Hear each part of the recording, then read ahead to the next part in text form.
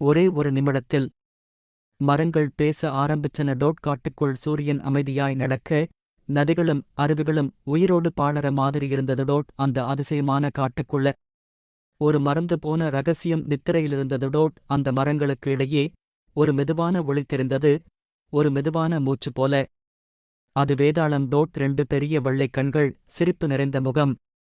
ஒரு மரத்துக்கு பின்னாலொளிஞ்சு விளையாடிக் கொண்டிருந்தது. வேதாளம் ஒரு சின்ன நிழல் போல சுழன்று சிரிக்கிறான். அதே நேரத்தில் விக்கிரமாதித்யன் வருகிறார். ஒரு வீர ராஜா. கடவுளின் சக்தியோடும் நெருப்பைப் போல் துணிவோடும்.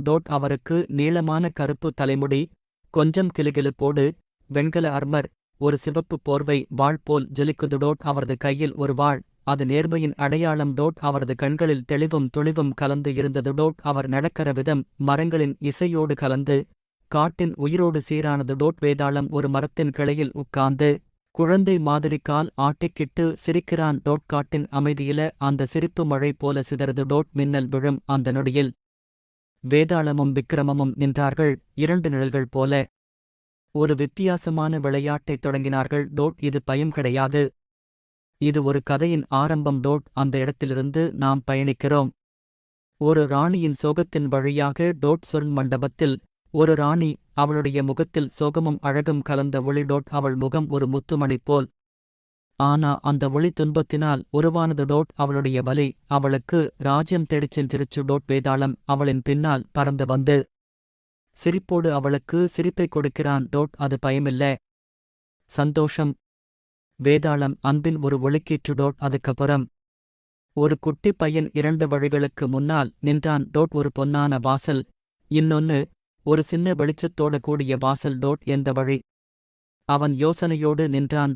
அதே சமயத்தில் 2 சகோதரிகள் மழையில குதித்து சிரிச்சு விளையாடினார்கள். அந்த விளையாட்டு ஒரு சந்தோஷப் போட்டி போல. காற்றில் ஒரு பெண் தோன்றுகிறாள், துணிவை உணர்த்தும் ஒரு கவிதை போல. அவளோட கைகளில் ஒரு தராசும் ஒரு லாக்கெட்டும். காற்று அவளோட உடலை சுற்றி விளையாடுது, நடனமாடும் விதமாய். மரங்களுக்கு பின்னால் வேதாளம் மரத்திலிருந்து மரத்துக்கு பறக்கிறான்.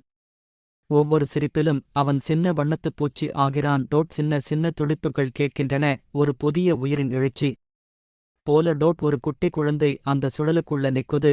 அது வெறும் சோகம் இல்ல, அது ஒரு ஆசையின் உயிர்த்துடிப்பு. போரால் சிதைந்த பூமியில இப்போது அமைதி விரிந்து கிடக்குது. விக்ரமாதித்யன் முன்னே நடக்கிறார். இது பழைய போர்க்களம் இல்ல, ஒரு பொது வழி. வேதாளம் வானத்தில்